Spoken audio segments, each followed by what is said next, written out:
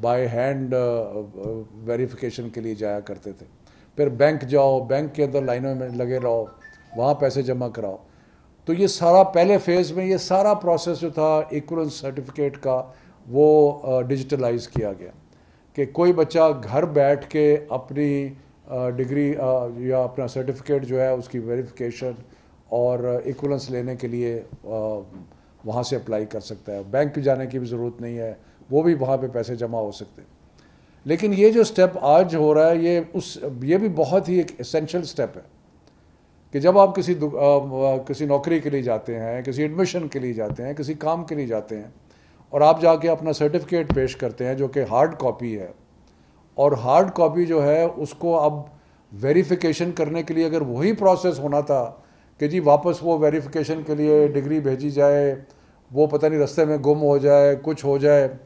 تو یہ جو کیو آر کوڈ لگا کے یہ سلسلہ شروع کیا ہے مولانا صاحب, آپ کو بہت مبارک ہو اس سے, اس لیے کہ اس سے لوگوں کو بہت سہولت ہوگی, آرگنائزیشنز کو بھی سہولت ہوگی, جو ویریفیکیشن چاہتے ہیں اس سے سہولت ہوگی, جو اپلائی کر رہا ہے اس کو سہولت ہوگی, اور آسانی سے ماڈرن ایج کے مطابق جو بھی چیز ریکوائرڈ ہے وہ ایک جلدی ایزی ٹائم میں موبائل فون سے ہو جائے گی.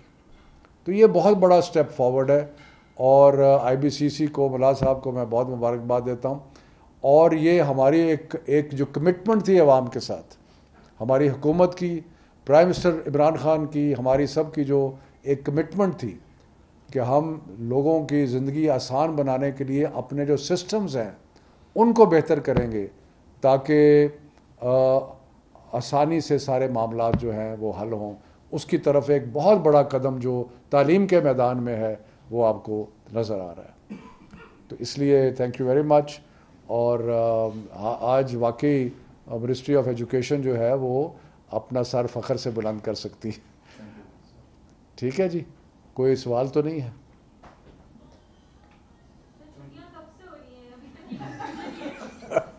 آج کا سوال کچھ نہیں ہے, یہ آپ کہیں مبارکباد دیں کہ یہ کتنا اچھا. سوال یہ ہے کہ جیسے انہوں نے بتایا کہ کاسٹ کم ہو جائے گی, جیسے 140 روپے پہلے لگتے تھے وزارت کے آئی بی سی سی کے, تو وہ 70 ہو جائیں گے. تو جیسے ہم ایکویبلنس کے لیے ہم نے اپلائی کیا کرتے تھے, جیسے 3000 4000 جو بھی فیس ہوتی تھی, کیا اس پروسیس کے بعد ڈیجیٹلائز ہونے کے بعد اس فیس میں بھی کمی آئے گی جو بچے اپلائی کرتے ہیں ایکویبلنس کے لیے؟ آپ بتائیں.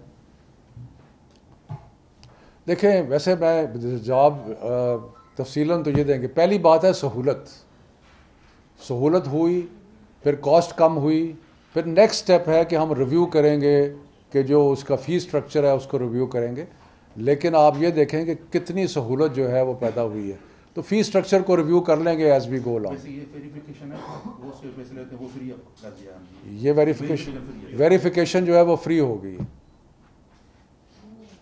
جی جی. شفقت محمود صاحب, میرا سوال آپ سے یہ ہے کہ یہ سال اختتام پذیر ہونے جا رہا ہے, تو اس سال کے حوالے سے بتائیے گا کہ کن مشکلات کا سامنا رہا اور کیسے آپ نے اپنی وزارت کو دیکھا ہے. دوسری جانب یہ بتائیے گا کہ ابھی بھی ایک ایشو چل رہا ہے ٹیچرس کے حوالے سے, وہ ابھی مسلسل سراپا جا رہے ہیں. حالانکہ کلاسز دوبارہ اوپن ہو گئی ہیں, لیکن انہوں نے دوبارہ یہ بھی کہہ دیا کہ ہم دوبارہ دھرنے کی طرف جائیں گے اور پارلیمنٹ کے باہر کرنا رہے گا. دیکھیں یہ ایشو بھی سامنے چل رہا ہے, تو کیسے دیکھ رہے ہیں آپ؟ دیکھیں بات یہ ہے کہ ہم نے میری ان سے سب سے ملاقات ہوئی تھی, اور میں نے ان کو ریکویسٹ کی کہ آلریڈی بچوں کی تعلیم کا بہت زیادہ نقصان ہو چکا ہے, اس لیے آپ سے ریکویسٹ یہ ہے کہ آپ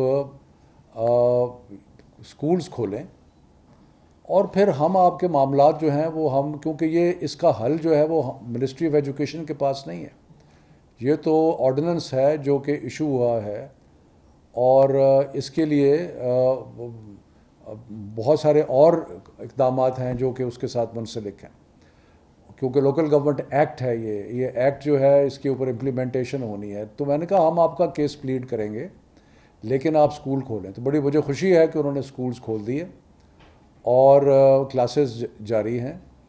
اب نیکسٹ اسٹیپ یہ ہے کہ یہ اس کو آن میرٹ دیکھنا پڑے گا کہ یہ ایشو کس طرح ریزالو کیا جائے, اور اس کے لیے ہم پیش قدمی کر رہے ہیں, اور انشاءاللہ تفصیلات آپ کو جلد بتا دیں گے. اب آپ نے چھٹیوں کا پوچھا تھا.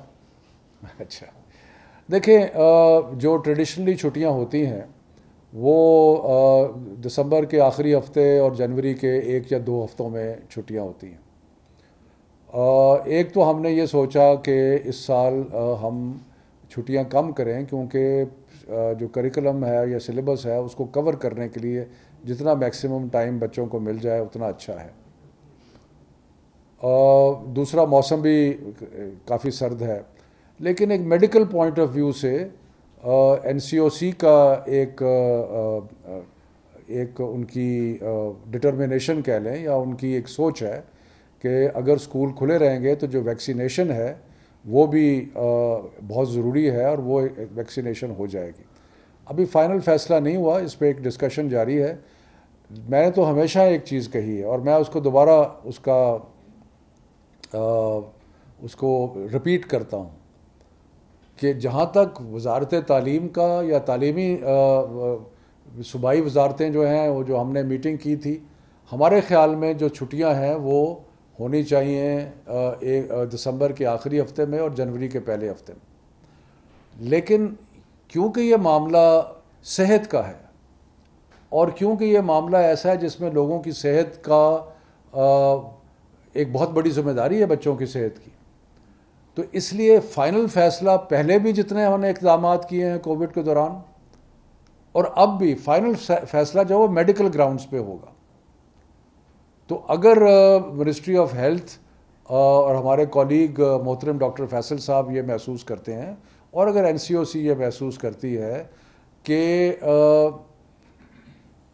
صحت کی کو مد نظر رکھتے ہوئے ہمیں ضرورت ہے کہ ہم زیادہ سے زیادہ ٹائم اسکولوں کو کھلا رکھیں، تو یہ ان کا ڈٹرمنیشن ہے اور وہ ہمیں سر آنکھوں پہ قبول ہوگا. لیکن ہم نے جو اپنا نقطہ نظر تھا وہ پیش کر دیا اور تعلیمی نقطہ نظر سے ہم سمجھتے ہیں کہ دسمبر کے آخری ہفتہ اور جنوری کے پہلے ہفتے میں چھٹیاں ہونی چاہیے. لیکن یہ آخری فیصلہ جو ہے یہ ہیلتھ کا ہے اور اس کے لیے وہ میرا خیال ہے کہ آج یا کل اپنا ڈٹرمنیشن کریں گے. ہم نے اپنا نقطہ نظر پیش کر دیا ہے، اب فائنل فیصلہ جو ہے وہ انہوں نے کرنا ہے.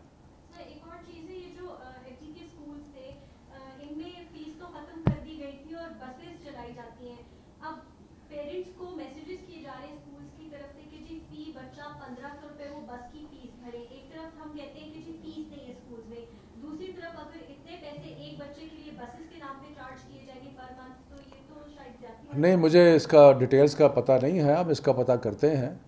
اور لیکن یہ ہے کہ ایک سہولت ہے بس کی، اور لیکن ایٹ دا سیم ٹائم کوئی ایسا ہونا چاہیے جس سے پیرنٹس کو بھی تکلیف نہ ہو. تو کوئی اس کا جو درمیانی راستہ دیکھیں گے کیا ہوتا ہے. لیکن بہرحال یہ اسکولز نے فیصلہ کیا ہے، میں ان سے تفصیلات پتہ کر لوں گا. اور جی بتائیں. تھینک یو ویری مچ، بہت مہربانی.